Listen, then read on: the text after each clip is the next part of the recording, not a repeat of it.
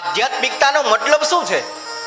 એનો મતલબ જ એ છે, મારા ને તમારા જીવનમાં આવતા કષ્ટો છે ને, એ તો આવવાના જ છે, એને કોઈ મટાડી શકવાનું નથી, એ મટવાના પણ નથી. આજ તડકો છે, કાલ છાંયો આવશે, કાલ છાંયો હશે તો આજ તડકો આવશે, એને કોઈ બદલાવી શકવાનું નથી, કારણ કે એ બધી વસ્તુ આપણા કર્મને આધીન ચાલે છે.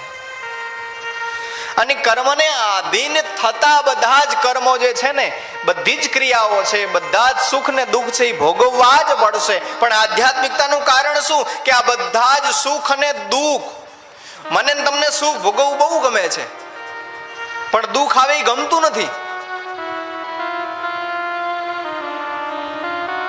પણ જે આધ્યાત્મિક વ્યક્તિ છે, આધ્યાત્મિકતાનો અર્થ જે છે કે જે ભગવાનના ભજનમાં લાગેલો છે, જે નિત્ય ભગવાનની પૂજા સેવા કરે છે, નિત્ય ભગવાનમાં જ એનું મન પરાવેલું લાગે છે, એના જીવનમાં બધા જ કષ્ટો આવશે, પણ એ કષ્ટો એને તકલીફ નહીં આપે.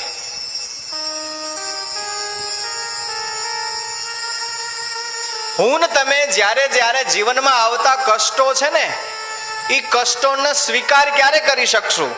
એ કષ્ટની તકલીફ મને તમને ક્યારે નહીં થાય? જ્યારે આપણે ભગવાનથી જોડાયેલા હશું ત્યારે.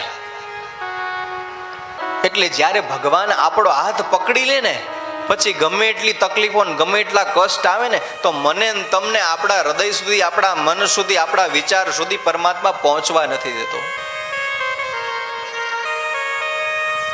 મારે ને તમારે કષ્ટ સહન કરવાની જરૂર જ નથી પડવાની.